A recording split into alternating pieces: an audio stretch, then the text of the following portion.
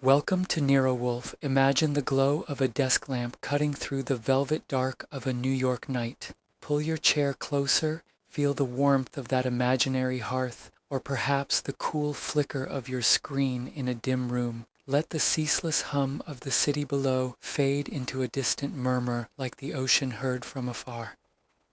Chapter 1: The Telephone.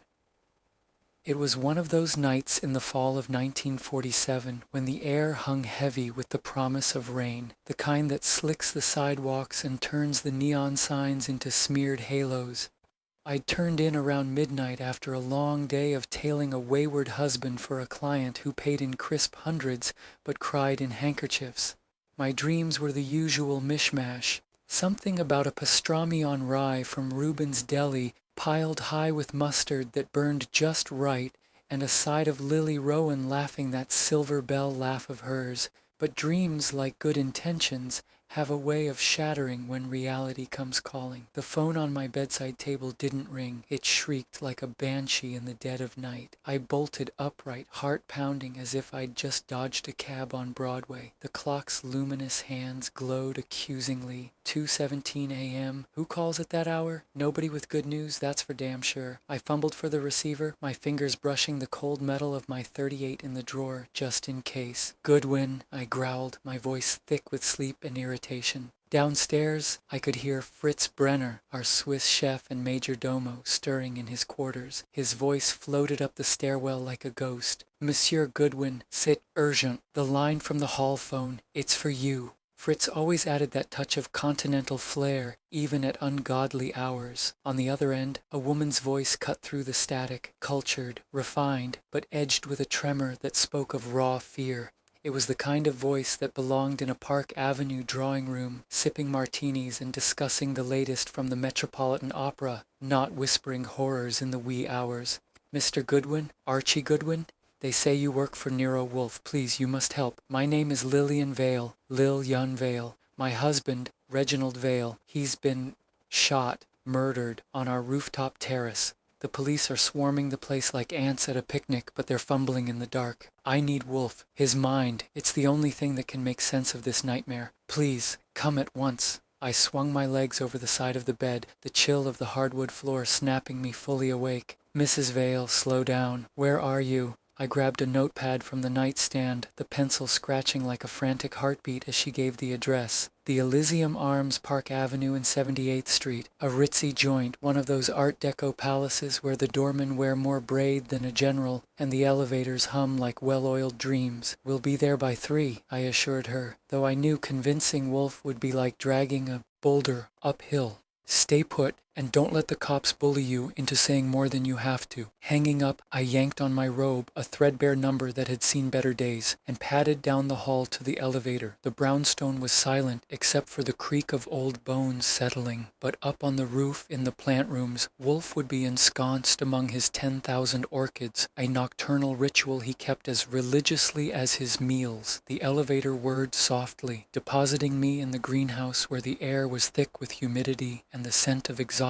blooms, cattleyas, odontoglossums, and God knows what else, all bathed in the soft glow of grow lights. Wolfe was there, of course, in his yellow silk pajamas that billowed like sails on a galleon, his massive frame perched on a stool as he inspected a hybrid he'd been babying for weeks, his face round and impassive as a full moon, turned toward me with the slow deliberation of a man who resents interruptions more than taxes.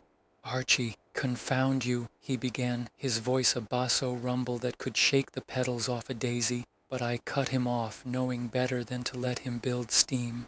Murder, sir. Park Avenue penthouse. Millionaire shot on his own rooftop terrace. The widow's in a panic, and she's calling for you specifically. Sounds like the kind of puzzle that'd make even you sit up and take notice. No stairs to climb, I promise. Just an elevator straight to the top. I laid it out quick, painting the picture with the details she'd given. Reginald Vale, importer of fine goods, found sprawled with a bullet in his chest, no weapon in sight, and a terrace that should have been as private as a confessional. Wolfe's eyes, small and sharp in that vast expanse of face, narrowed to slits. He set down his magnifying glass with a deliberate click, the sound echoing in the humid hush.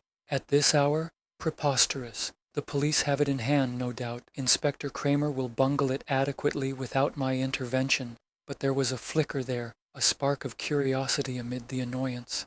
Wolfe loathed leaving the brownstone, but he loved a knotty problem more than his beer, and this one smelled of intrigue.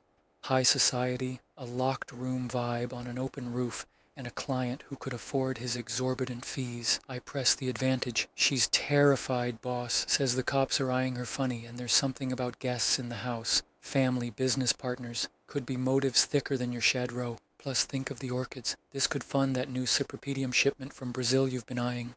He harumphed, a sound like distant thunder, and levered himself up with a sigh that deflated him visibly. Very well, Archie. But mark my words, if this involves undue exertion or inferior cuisine, I shall hold you accountable. Alert Saul Panzer. He can accompany us. Your driving at night is suspect at best. Saul, our go-to operative, lived nearby and could be roused faster than a fireman. Back in my room I dressed sharp, gray flannel suit, white shirt crisp as new money, tie knotted just so, a splash of cold water on the face, a quick comb through the hair, and I was ready. Downstairs, Fritz had already brewed coffee, strong and black, with a plate of biscuits warm from the oven. Bon courage, Monsieur Archie, he murmured, his eyes twinkling with that mix of concern and excitement he reserved for our nocturnal adventures. By 2:47, we were in the Heron sedan, Wolfe ensconced in the back like a potentate, me at the wheel, Saul riding shotgun with his quiet competence. The rain had started in earnest now, sheets of it sluicing down the windshield as we nosed through the empty streets. Manhattan at night was a different beast. Ghostly, with steam rising from the grates and the occasional lone figure huddled under an awning. We crossed the park, the trees whipping in the wind, and pulled up to the Elysium Arms, its facade gleaming wet under the street lamps, a beacon of wealth amid the storm.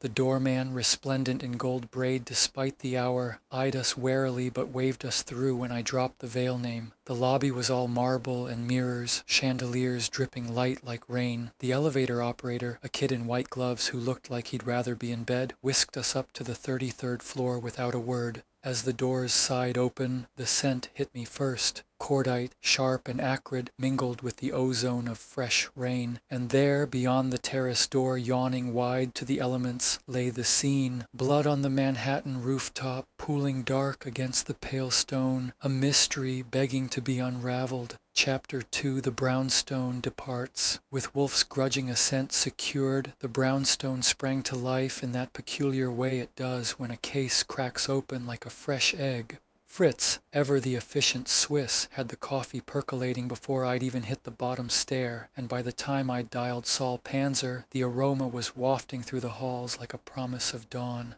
Saul, our freelance operative extraordinaire, lean, sharp-eyed, with a knack for blending into shadows or crowds as needed, picked up on the second ring. Archie?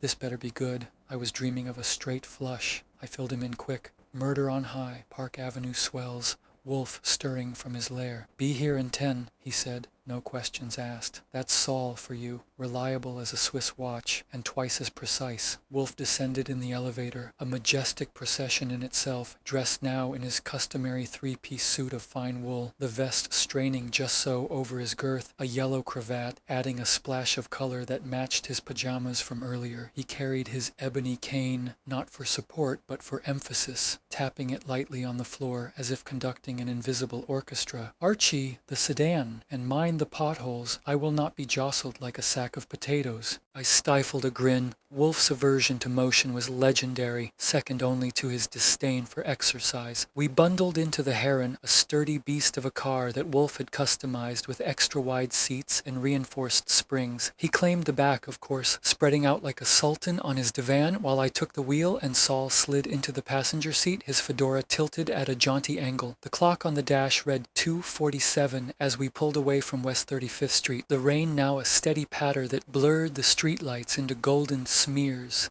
Manhattan at this hour was a ghost town, the avenues empty save for the occasional milk truck rumbling by or a lone cabbie trawling for fares. We cut east across town, the wipers swishing rhythmically, and I kept the speed steady. Wolfe's glares in the rearview mirror were incentive enough not to push it. Saul lit a cigarette, the match flare briefly illuminating his craggy face, and we traded small talk about the Yankees' latest slump, anything to fill the silence while Wolfe brooded in the back, his eyes half closed, already turning the scant details over in that colossal brain of his. The Elysium Arms loomed ahead as we turned onto Park Avenue, a towering edifice of limestone and gilt that screamed old money and new ambitions. It rose 33 stories like a wedding cake baked by giants, each tier adorned with ornate cornices and balconies that caught the rain in silvery cascades. The doorman, huddled under the awning in his braided uniform that looked like it belonged on a Ruritanian prince, eyed our approach with professional skepticism. I flashed him a smile and the Vale name, and he waved us through with a tip of his cap, rain dripping from the brim.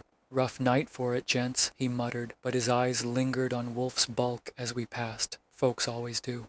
Inside, the lobby was a cavern of polished marble floors veined with gold, walls paneled in dark walnut that gleamed under crystal chandeliers. The air smelled of beeswax and faint cigar smoke, the kind left by tycoons sealing deals over brandy. The elevator operator, a lanky kid in white gloves and a pillbox hat, probably fresh out of high school, gawked openly as Wolfe maneuvered into the car. "Top floor penthouse," I said, and he punched the button with a gloved finger, the doors closing with a soft chime. The ascent was smooth, almost silent, save for the faint whir of cables and Wolfe's measured breathing. Saul and I exchanged glances. This was the calm before the storm, the prelude to the chaos of a crime scene. The doors opened on the 33rd floor directly into the Vale vestibule, a space as grand as a hotel foyer, with Persian rugs underfoot and vases of hothouse lilies perfuming the air. But the elegance shattered at the far end, where French doors to the terrace stood yawning open, admitting gusts of wind that carried the chill of the night and the metallic tang of blood. Rain slanted in, pooling on the threshold, and beyond, the terrace stretched out like a stage set for tragedy, flagstones slick and gleaming, potted evergreens whipping in the breeze, and the city skyline a blurred tapestry of lights piercing the downpour. Inspector Kramer was already holding court, his burly frame planted like a tree trunk amid a cluster of uniforms and plainclothes dicks. He was chewing on the stub of an unlit cigar, his hat pushed back on his forehead, revealing a scowl that could curdle milk.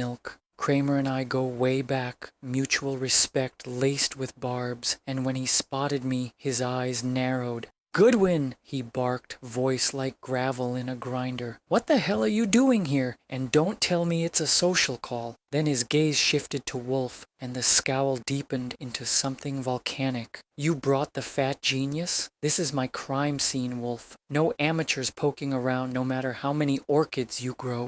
Wolfe ignored him utterly, as was his custom, his eyes sweeping the scene with the cool detachment of a man appraising a side of beef at the market. He didn't deign to step onto the terrace proper. Wolfe and wet weather mix about as well as oil and water. But from the doorway he took it all in. The body sprawled there, the wind tugging at the edges of the scene like an impatient stagehand. Reginald Vale lay on his back beside a marble balustrade that overlooked the abyss of the avenue below, his 48 years etched in the lines of a face now slack in death. He was dressed for the evening, tuxedo crisp and black, patent leather shoes reflecting the terrace lights, a white waistcoat that would have been immaculate if not for the single neat bullet hole dead center, ringed by a blooming stain of crimson that the rain was already diluting to pink.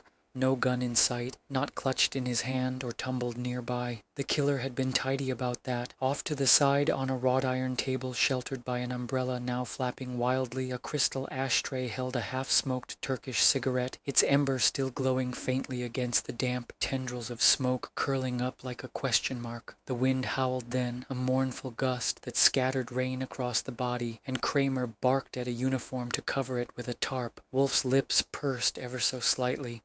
A tell that he'd spotted something, though he'd never admit it this early. I leaned in close. "What do you think, boss?" "Clean shot. No struggle." He merely grunted, his gaze lingering on that cigarette, an oddity in a scene otherwise staged for high drama. Saul slipped away quietly, already on the prowl for details from the staff, while I braced for Kramer's next salvo. The inspector sidled up, cigar jutting like an accusation. "Listen, Goodwin, if Wolfe thinks he can waltz in here and solve this with a snap of his fingers, but Wolfe cut him off with a wave of his cane. "Inspector, spare us the histrionics. Archie, note the ashtray and the balustrade. Examine it closely." Kramer sputtered, but the game was on. Chapter 3. The widow in mink Kramer was still fuming like a kettle on the boil as we stepped back from the terrace threshold, his cigar stub working overtime in the corner of his mouth.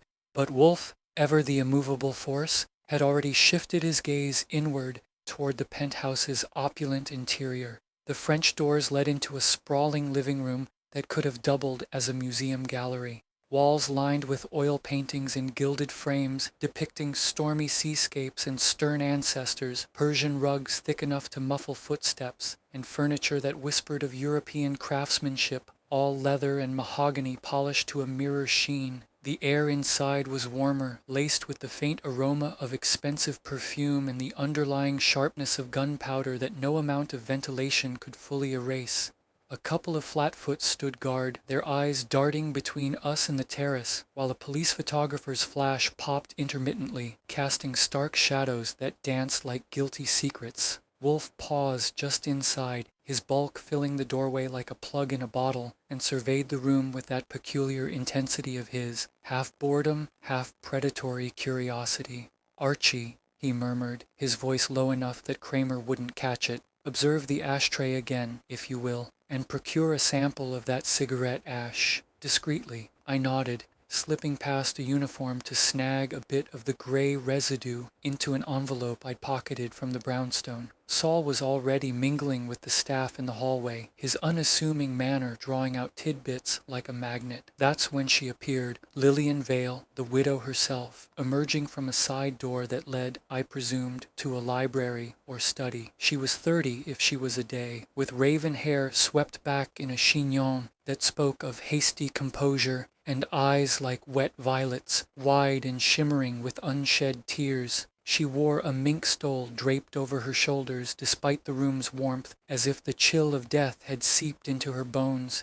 and beneath it a silk dressing gown in midnight blue that whispered against the floor as she moved. Her face was a study in controlled grief, pale skin flawless under the chandelier's glow, lips painted a soft coral that hadn't smudged despite the ordeal. She clutched a brandy snifter in one manicured hand, the amber liquid swirling gently, though her grip was steady, betraying a core of steel beneath the fragility. "Mr. Wolfe," she said, her voice that same cultured tremor from the phone, now softened by proximity. "Thank God you've come. The police, they're treating this like some common street crime. But Reggie, my husband, he deserved better."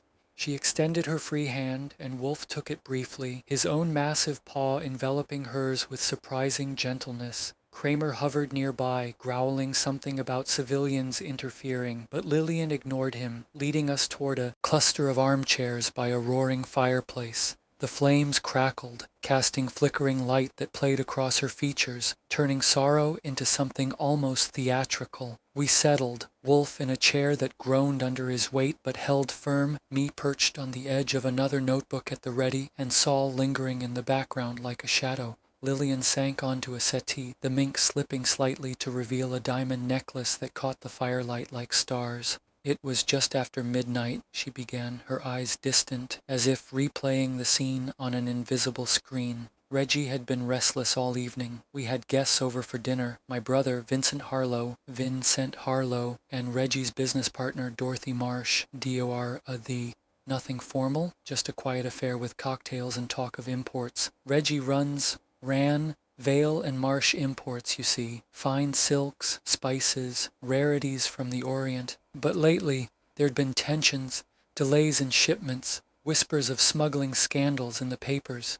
Wolfe's eyes narrowed, a subtle signal for her to continue. I jotted notes furiously, the names, the business angle, already smelling motives like cheap cologne. Lillian sipped her brandy, the glass trembling just enough to be noticeable. "Around 11:30, Reggie excused himself, said he needed fresh air. He often went up to the terrace to think, especially on clear nights. But tonight, with the rain threatening, I didn't think much of it. I retired to our bedroom shortly after, while the others lingered in the study over cards and cigars. Then, At precisely 12:07, I checked the bedside clock. The shot rang out, sharp like a firecracker, but I knew, oh God, I knew it was gunfire. She paused, pressing a handkerchief to her lips, the fabric embroidered with her initials in gold thread. The room fell silent save for the fire's pop and the distant wail of a siren far below on the avenue. Kramer shifted impatiently, but Wolfe raised a hand, silencing him. "Madam, describe what you found," he prompted, his tone soothing yet insistent, like a conductor drawing out a solo. Lillian drew a shaky breath. I threw on my robe and rushed up the private stair to the terrace. The door was ajar, wind howling through. Reggie was there, sprawled by the balustrade, his chest, that awful stain spreading, no one else around. I screamed, and the others came running. Vincent first, then Dorothy and our maid Greta. Greta.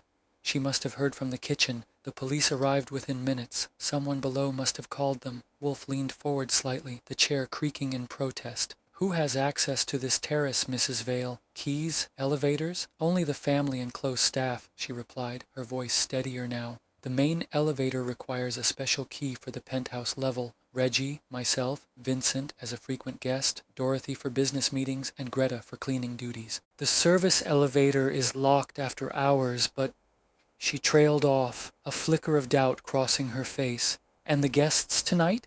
I interjected, pencil poised. "Any bad blood? Arguments?"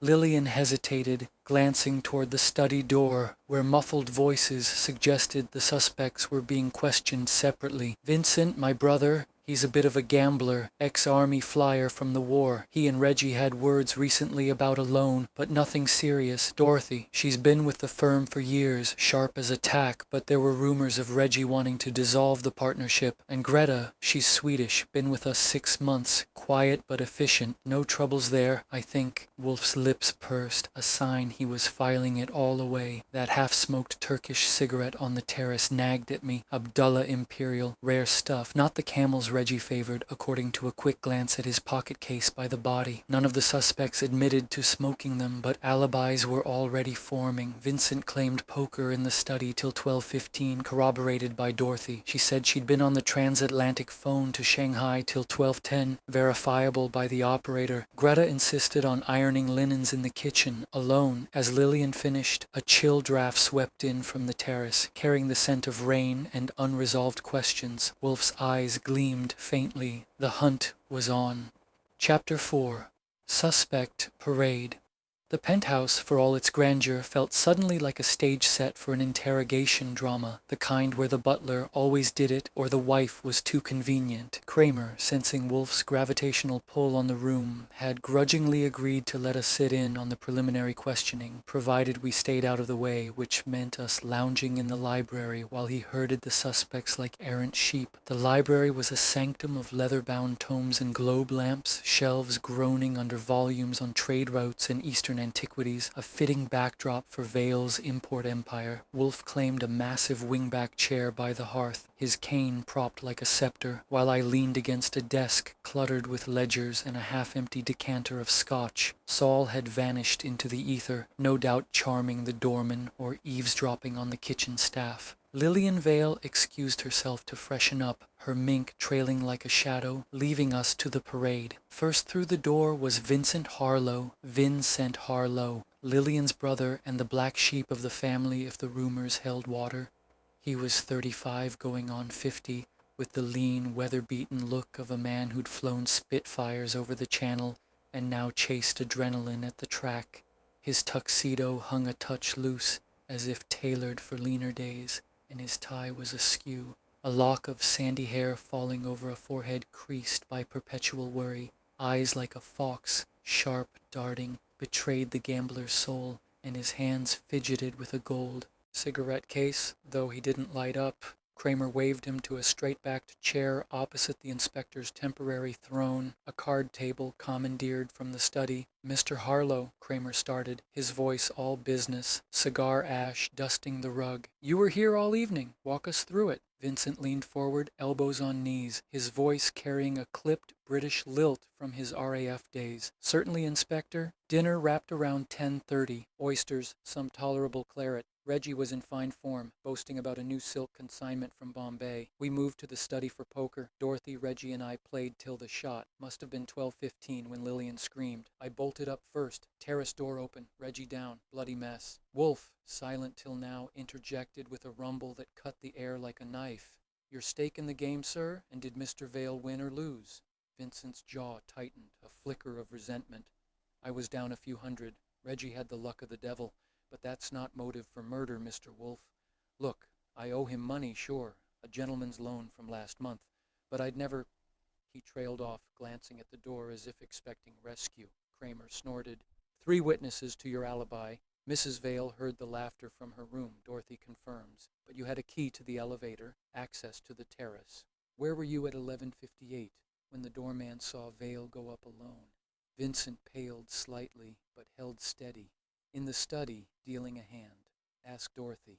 He stood abruptly, nodding to us like we'd passed judgment already, and slipped out, leaving a whiff of bay rum and unease. Next came Dorothy Marsh, Dora Reginald's business partner, and the steel spine of Vale and Marsh Imports. 42, she entered like she owned the room, which, in a way, she half did, sleek as a panther in midnight satin that hugged curves honed by discipline rather than indulgence. Her hair was a bob of auburn, marcelled to perfection, and her makeup was impeccable. Crimson lips that could negotiate a deal or deliver a barb. She carried a tortoise-shell cigarette holder but didn't use it, instead perching on the chair's edge with the poise of a boardroom general. Eyes green and assessing swept over us, lingering on Wolfe with faint amusement, as if sizing up a rival importer. Mrs. Marsh, Kramer began, flipping open his notebook. You and Vale were thick as thieves in business. Any thieves thicker than that? Dorothy's laugh was low, throaty, a smoker's rasp tempered by culture. Inspector, Reggie and I built an empire from silkworms and spice roots. Tonight, we dined, discussed a delayed shipment from Shanghai, typhoon in the South China Sea, nothing sinister. After cards, I stepped out to the telephone in the hall, rang my contact there till 12:10. The operator can verify. It's a party line, but international calls leave traces. Wolfe's gaze sharpened, zeroing in like a hawk. The nature of this delay, madam, and your partnership, rumors of dissolution. She met his eyes without flinching, crossing her legs with a whisper of satin. Smugglers, Mr. Wolfe, post-war opportunists fencing black market goods under our legitimate cover. Reggie wanted out, clean break after the war's end. I persuaded him otherwise. We were close to turning it around. As for the call, yes, Shanghai confirmed the holdup. Motive, I'd lose a fortune without him, but gain, absurd. Her alibi held water, crisp as the operator's log, but that crimson lipstick nagged at me, too bold, too visible against the terrace's pale stone. Kramer grunted approval, but pressed. Elevator key. Yours was stolen yesterday, you said. Convenient. Reported it to the super, she replied coolly. Found it in my clutch this morning. Careless, that's all. She rose gracefully, a nod to Wolfe that held respect. Solve this, Mr. Wolfe, for Reggie's sake, and the firm's.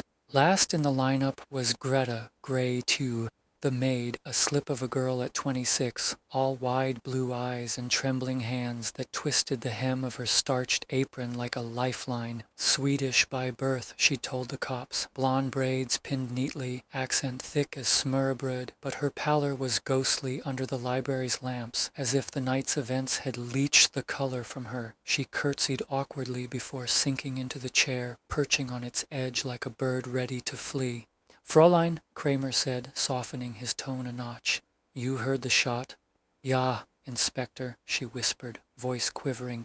In kitchen, ironing linens for tomorrow. Shot, bang, then scream. I run up, see hair and veil. Oh, so much blood. Tears welled, but she blinked them back, hands clenching. No witnesses to her solitude, just the hum of the iron and the kitchen clock ticking away her isolation. Wolfe leaned forward, his voice gentle thunder. The Turkish cigarette on the terrace, Greta. Do you smoke? Her eyes widened, accent thickening with nerves. 9, sir, only American sometimes. Hair veil, he smoked Camels always. A lie or truth? The Abdullah Imperial was an outlier, rare as hen's teeth in post-war New York. Imported, expensive, not the stuff of a maid's wage. Kramer dismissed her with a gruff, we'll need your key.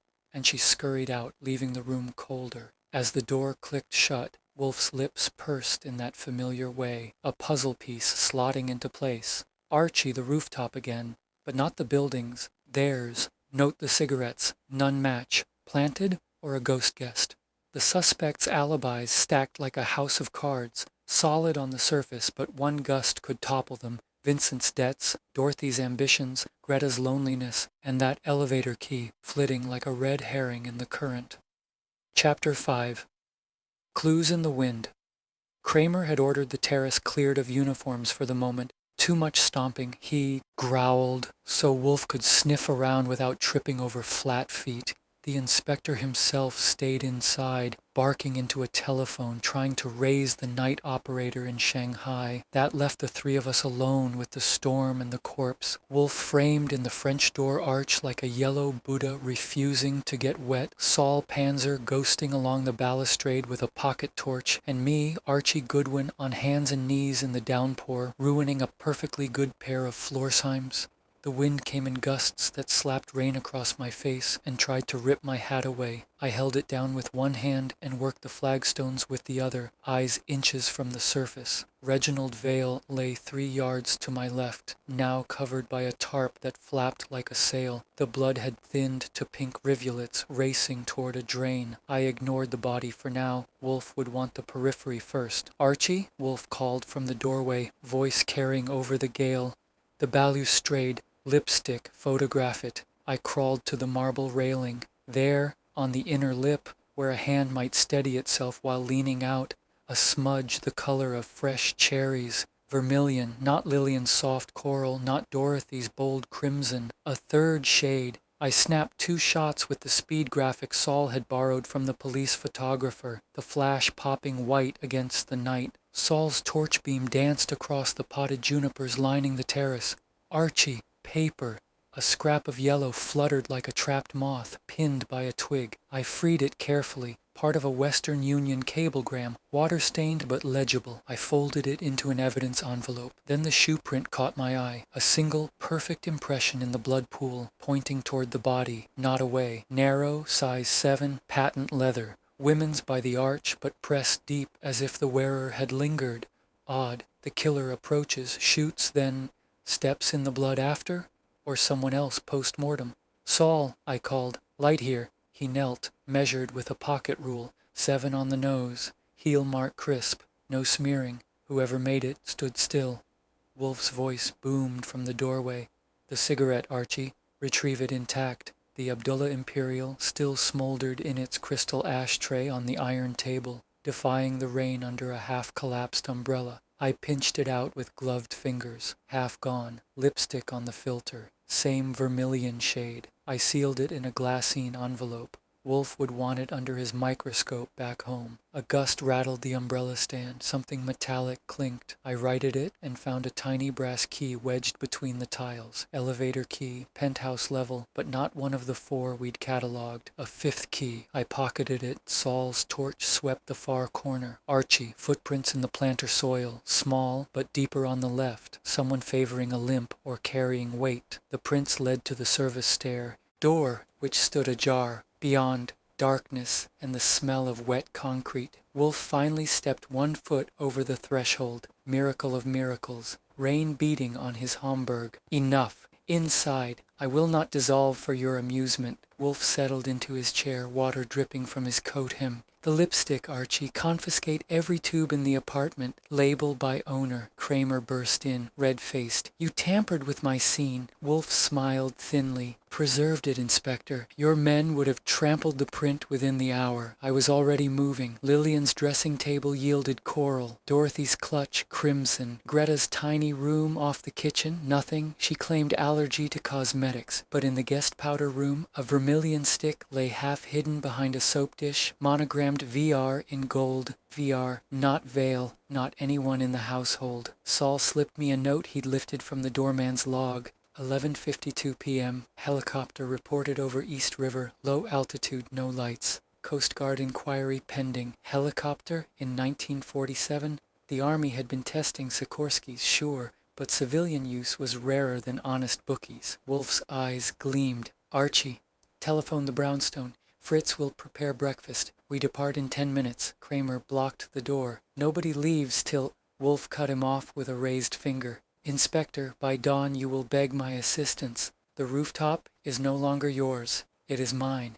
Thunder crashed directly overhead. The lights flickered. In that strobe of darkness, the brass key in my pocket seemed to burn. Chapter 6. The Locked Elevator. We left the penthouse at 4:12 a.m. Wolfe wedged into the service elevator like a grand piano in a dumbwaiter. The operator, a new kid, eyes wide at the sight of 300 pounds of genius, had been roused from the lobby cot. Wolfe refused the passenger car. Too many prying eyes, he said. Service was discreet and the cage was larger. Saul and I flanked him, my coat dripping on the rubber mat, the brass key from the terrace burning a hole in my pocket. The elevator dropped 33 floors with a stomach-lurching swoosh. Wolfe's knuckles whitened on his cane, but he said nothing. He hated motion almost as much as he hated leaving the brownstone. When the doors rattled open at the basement, the smell hit us. Damp concrete, coal dust, and the faint sweetness of rotting oranges from a crate someone had abandoned. A narrow corridor led to the service bay. Saul flicked on his torch. The beam caught the elevator mechanism, a squat motor, grease-blackened cables, and a control box with a key slot. I tried the brass key. It slid in smooth as butter, turned with a soft click. The panel lit. P for penthouse glowed red. Wolfe's eyes narrowed. A master. Opens every floor. Who issued it? The night super, a grizzled Irishman named O'Toole, shuffled up in carpet slippers, suspenders over long johns. That's the duplicate, Mr. Wolfe. Kept in the office safe. Signed out only to management. Mr. Vale, Mrs. Vale, Miss Marsh, the maid Greta, nobody else. I showed him the key. Found on the terrace. Explain. O'Toole scratched his stubble. Can't, sir. Safe's been locked since 6 p.m. I got the only combination. Saul knelt by the motor housing. Fresh scratches here. Pry marks. Someone forced it earlier tonight. Wolfe grunted. Archie, the passenger elevator. Same key? We crossed to the main bank. The ornate cage stood open. Brass gates folded like an accordion. I inserted the key. It turned, but the P button stayed dark. Different lock, I said. This one's passenger only. Wolfe's lips pursed. So the killer used the service route. Ascended unseen, descended the same. But the doorman saw Vale go up alone at 11:58. No one followed. Saul's torch swept the floor. A single wet footprint, small, narrow, led from the service cage to a side door marked stairwell. The print vanished on the concrete landing, but the door was ajar. Beyond, a spiral of iron stairs twisting upward into blackness. I started up. Wolfe's voice stopped me. No, we have what we came for. Dawn approaches and I require eggs. Wolfe closed his eyes. The killer entered via service, shot Vale, then used the passenger elevator to descend, wearing Vale's own shoes to confuse trajectory. But why return the key to the terrace? Saul lit a cigarette. To frame someone with access, or to retrieve it later. I remembered the doorman's log Saul had copied, 11:52. Helicopter, low, no lights. Coincidence or delivery? Wolfe spoke softly. Archie, telephone Lon Cohen at the Gazette. I want manifests of every transatlantic liner docked yesterday, and the Army's experimental helicopter squadron. Names, schedules, bribes if necessary. The brownstone's lights glowed ahead like a beacon. Fritz had coffee and shirred eggs waiting. Wolfe devoured 3 plates, brooding. Between bites, the cigarette, Archie. Abdullah Imperial, imported by whom? I checked the envelope. The band read, Vale and Marsh, exclusive distributors, Dorothy Marsh's territory. Wolfe smiled, a rare, cat-with-cream expression. Tomorrow we return. Bring lipstick, cablegram, and the brass key. The elevator lies, but it will confess. Chapter 7. Orchids and Alibis. Fritz met us at the door with towels and a look that said, You owe me a week of sleep. Wolfe lumbered straight to the kitchen table, his second throne, and dropped into the reinforced chair with a sigh that rattled the silverware. The table was already set for war. Shirred eggs and ramekins, crisp bacon, brioche toasted golden, a pot of coffee thick enough to patch a hull. Saul and I peeled off soaked coats while Fritz poured. Wolfe attacked the eggs like a man who'd been starved for a century. Between forkfuls he spoke, voice muffled by yolk. Archie, the cigarette ash, under the microscope.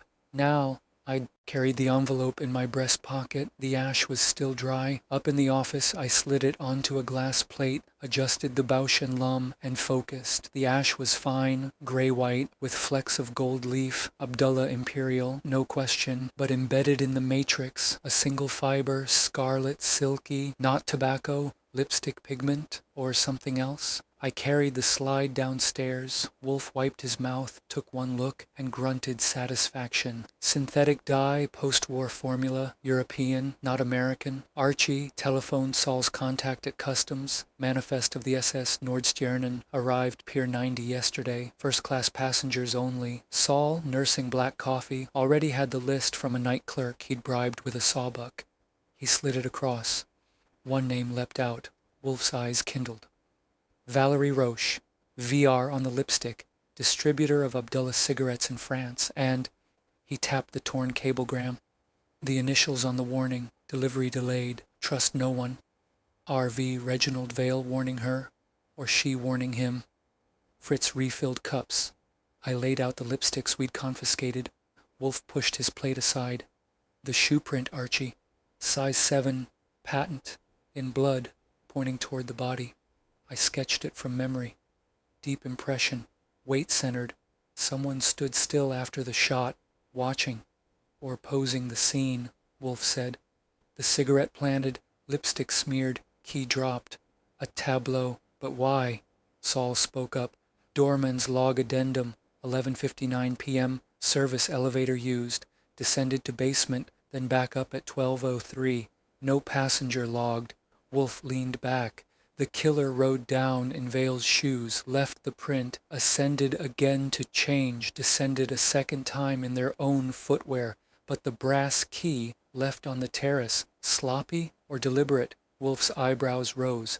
Contractor. Vale and Marsh Imports, Saul said quietly. Signed the lease. The room went still. Fritz cleared plates with reverence. Wolfe rose, actually rose, and paced to the window. Dawn bled pink over the wet roofs. Archie, assemble the suspects. My office, 11 p.m. sharp. Kramer too. And bring the vermilion lipstick, the cablegram, the brass key, and... He paused, a rare smile. A fresh orchid for my desk. Cypripedium calceolus. It reminds me of deception. I spent the day on the phone. Lon Cohen at the Gazette confirmed Valerie Roche had disembarked at quarantine, not Pier 90, supposedly ill, taken to a private clinic. No record of release. Dorothy Marsh's office stonewalled. Vincent Harlow was at the track losing. Greta answered the penthouse line in a whisper, said Mrs. Vale was resting. By 10:30 the brownstone was primed. Fritz had laid out beer, sandwiches, and a decanter of Remy Martin. The office gleamed, desk polished, chairs arranged in a semicircle, the yellow orchid glowing like a tiny sun. Wolfe entered at 10:55, settled behind the desk, and opened a fresh bottle of beer. The suspects arrived in a tense parade. Lillian, veiled, eyes red. Saul locked the door. I took my station by the globe. Wolfe sipped beer, set the glass down with precision. Ladies and gentlemen, one of you murdered Reginald Vale. The method was elaborate, the motive ancient, betrayal. But first, a demonstration. He nodded to me. I produced the brass key, held it up. Found on the terrace, opens the service elevator. Yet the doorman saw no one follow Vale up. Dorothy's eyes flicked. Vincent swallowed. Wolfe continued. The cigarette implicated no one present because the smoker arrived by helicopter. Wolfe smiled. Army prototype, leased to Vale and Marsh. Landed on your rooftop at 11:59, madam. He looked at Dorothy. Your signature on the contract. Dorothy paled. Business. Experimental cargo drops. Wolfe raised a finger. The lipstick. Vermilion. VR. Not yours. Not Lillian's. Not Greta's. He turned to the maid. Greta is not Swedish. She is Valerie Roche. Accent assumed. Lipstick hers. Cigarette hers. She speaks flawless English beneath the facade. Greta's eyes flashed. She bolted straight into Saul's arms. Lightning flickered outside. The orchid trembled. Chapter 8. The Hidden Passenger. Saul had Greta, Valerie, pinned against the bookshelves with the casual efficiency of a man folding a newspaper. She struggled once, a sharp twist of the shoulders, then sagged, the Swedish accent evaporating like cheap perfume in sunlight. When she spoke again, her voice was pure Paris. low, smoky, laced with the Seine at midnight. Très bien, Monsieur Wolfe. You have your little drama, but you have nothing. A cigarette, a lipstick, a key, circumstance. I was in the kitchen, ironing. Wolfe did not rise. He simply lifted the vermilion tube between thumb and forefinger, turning it so the monogram VR caught the light. Madam, you were in the helicopter, landed on the rooftop at 11:59, shot Reginald Vale with his own dueling pistol, kept in the library drawer, third from the left, wiped it, tossed it into the Hudson 33 floors below. Then you donned his patent shoes, size 7 narrow, to leave the print in the blood pointing toward the body, a flourish. You changed back into your own footwear in the service stairwell, descended and resumed your role as Greta. Kramer's cigar dropped ash on his shoe. Vincent Harlow swore under his breath. Dorothy Marsh went the color of old parchment. Fantasy. The pistol is gone. No fingerprints. And the helicopter? A toy for rich boys. Wolfe opened a drawer, produced a folded sheet, Saul's photocopy from the Army log, Lieutenant Greer's flight plan, rooftop touchdown, 11:59:03, departure, 12:02:17, passenger manifest, one female, 5'4", 115 lbs, blonde, no luggage, paid in cash, your cash, madam, traced to a Parisian account closed yesterday. He slid another document across the desk, a cablegram, reconstructed from the torn scrap and the original in Vale's safe. Reginald Vale discovered you intended to cut him out of a black market diamond deal. Stones smuggled inside crates of Abdullah cigarettes. He cabled you aboard the Nordstjernen.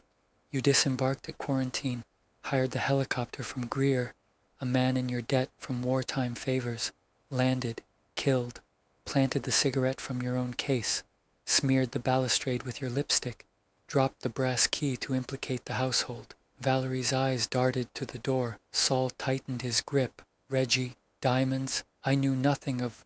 Wolfe silenced them with a look.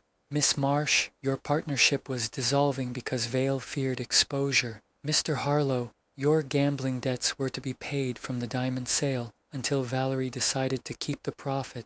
Mrs. Vale, your husband confided nothing to protect you. He turned back to Valerie. The shoe print was clever. You wore Vale's shoes over your own, hence the depth. Removed them in the stairwell, left them in a janitor's closet on the 29th floor. Saul retrieved them an hour ago. Saul produced a paper bag, tipped out 2 patent shoes, size 7, blood on the soles, larger scuffs inside where smaller feet had forced entry. Valerie lunged. Saul twisted her arm. Kramer snapped on cuffs. You'll swing, sister. Ballistics will match the slug and Vale to that pistol, if we drag the river. Unnecessary. The pistol is in the orchids. He nodded to the plant rooms. Fritz entered, solemn, carrying a cypripedium pot.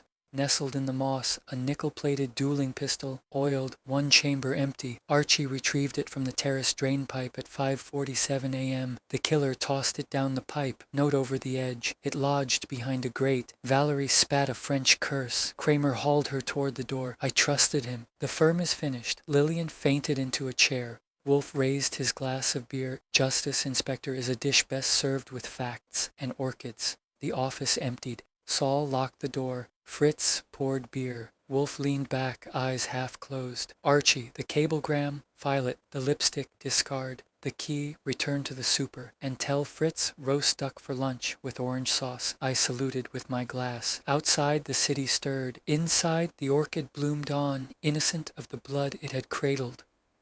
Chapter 9. The gathering storm. They arrived in a tense, reluctant parade, summoned by Wolfe's curt telephone commands and the promise of revelation. The brownstone's front door opened and closed like a metronome of doom. Fritz had arranged the chairs in a semicircle facing Wolfe's desk. The Cypripedium calceolus orchid glowed under the green-shaded lamp like a tiny judge. Wolfe entered at 10:59, settled with the slow majesty of a battleship docking, and opened a fresh bottle of Remmers. The pop of the cork was the starting gun. Ladies and gentlemen, one of you murdered Reginald Vale. The method was ingenious, the motive ancient, betrayal. But first, a demonstration. He nodded to me. I produced the brass elevator key, held it aloft. Found on the terrace, opens the service cage, yet the doorman saw Vale ascend alone at 11:58. No one followed. Vincent swallowed audibly. Dorothy's eyes flicked to the key, then away. The cigarette, Abdullah Imperial, implicated no one present because the smoker arrived by helicopter. Kramer barked a laugh that died in his throat. Lillian gasped. Valerie smirked. Army Sikorsky, leased to Vale and Marsh. Pilot, Lieutenant Daniel Greer. Touchdown, 11:59:03. Departure, 12:02 and 17. Passenger, 1 female, blonde, 115 lbs. Paid in cash. Your cash, Madame Roche. He slid the flight log across the desk. Valerie's smirk faltered. Reginald Vale discovered you intended to sell the diamonds alone. He cabled you aboard the Nordstjernen. You disembarked at quarantine, hired Greer, indebted to you from wartime favors. Landed, shot Vale with his own dueling pistol, wiped it, tossed it down the drain pipe, not over the edge. It lodged behind a grate. Fritz entered on cue, solemn, bearing the orchid pot. Nestled in the moss, the nickel-plated pistol, one chamber empty. Archie retrieved it at 5:47 a.m. Valerie lunged. Saul twisted her arm. Kramer snapped on fresh cuffs. Ballistics will match the slug. You'll hang. Unnecessary. The shoe print, size 7. Patent in the blood, pointing toward the body. You wore Vale's shoes over your own to confuse trajectory. Removed them in the service stairwell. Hid them on the 29th floor. Saul recovered them. Saul tipped the paper bag. 2 patent shoes, blood on soles, scuffs inside from smaller feet. Vous n'avez rien. We have everything. The lipstick, vermilion, VR, smeared on the balustrade. The cigarette from your case. The cablegram, your initials. The key dropped to implicate the household. A tableau of misdirection. He turned to the others. Miss Marsh, your partnership dissolved because Vale feared exposure. Mr. Harlow, your debts were to be paid from the diamond sale until Madame Roche decided otherwise. Mrs. Vale, your husband shielded you from the truth. Lillian fainted into Vincent's arms. Dorothy stared at the orchid as if it were a skull. Take her. The diamonds are in the Nordstjernen's purser's safe, marked perfumery. Confiscate them. The case is closed. Kramer hauled Valerie out. Her curses echoed down the hall. The room emptied. Saul locked the door. Fritz poured beer. Wolfe raised his glass. To intellect, Archie. And to legwork, sir. Outside, lightning flickered over the Hudson. One last flash of the storm that had birthed the crime. Chapter 10. Blood on the Rooftop. The front door shut behind Kramer and his prisoner with the solid finality of a coffin lid. Valerie Roche, Greta no longer, had gone without a backward glance. Wrists cuffed.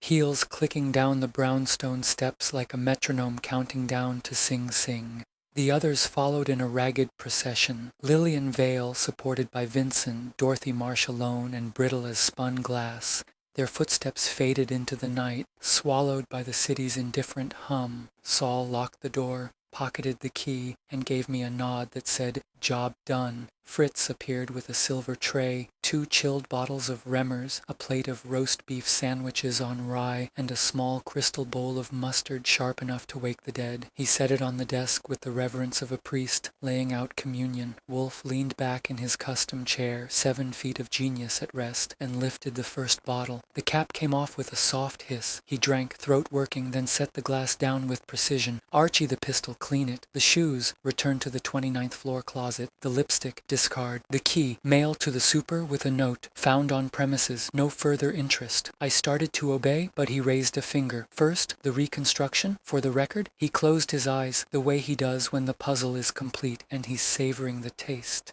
Reginald Vale and Valerie Roche were partners in a post-war diamond pipeline. Stones from Antwerp smuggled inside crates of Abdullah Imperials. Your territory, Miss Marsh, though you claimed ignorance. Vale grew nervous. Exposure meant ruin. He cabled Valerie aboard the Nordstjernen, abandoned the shipment, trust no one. She read betrayal. Disembarked at quarantine under pretext of illness. Contacted Lieutenant Greer, wartime debt. Hired the Sikorsky for a night drop. 11:59 p.m. The helicopter lands on the rooftop. Silent blades, no lights. Valerie steps out in maid's uniform, pistol in pocket. Vale is alone, smoking a camel, staring at the city he thought he owned. She approaches from behind the junipers, one shot, center chest. He falls. She wipes the pistol, tosses it down the drainpipe, clank, lodges behind the grate, plants the cigarette from her case, smears vermilion on the balustrade, drops the brass key, then the flourish, slips Vale's patent shoes over her own, size 7, narrow fit, steps into the blood, stands still, leaves the print pointing toward the body, a signature, removes the shoes in the service stairwell, hides them on 29, descends in her own footwear, resumes ironing, perfect. He opened his eyes, reached for a sandwich, and the cablegram, Vale's warning. She tore it, kept the fragment as insurance, then lost it in the wind. Sloppy. Fritz poured beer. I raised my glass. To the legwork, sir, and to the orchids. They cradled the pistol like a secret. He gestured to the cypripedium pot. I lifted it gently. Beneath the moss the dueling pistol gleamed. Cleaned, oiled, one chamber empty. I wrapped it in oilcloth, labeled it evidence, returned to Kramer. The clock struck midnight. Wolfe finished his second beer, wiped his lips. Archie, the file, title, Blood on the Manhattan Rooftop, cross-reference, diamonds, helicopters, vermilion lipstick, fee, $20,000, payable by the estate. Mrs. Vale will sign. I typed the invoice. Fritz cleared the tray. Saul slipped out the back. Another job tomorrow, another shadow to chase. Wolfe rose, actually rose, and walked to the window. The city glittered below, wet and clean. Another knot untied, another betrayal punished. The orchids sleep. The city hums, and we, Archie, endure. He turned, cane tapping once on the floor. Roast duck tomorrow, with orange sauce. And tell Fritz, no interruptions before 10. I saluted with the invoice. Yes, sir. And the diamonds? Kramer's problem now. Let the law chew on them. The lamp clicked off. The orchid glowed faintly in the dark. The brownstone settled into silence. Outside, a lone taxi hissed past on West 35th. Inside, genius slept. 300 pounds of it, dreaming of breakfast.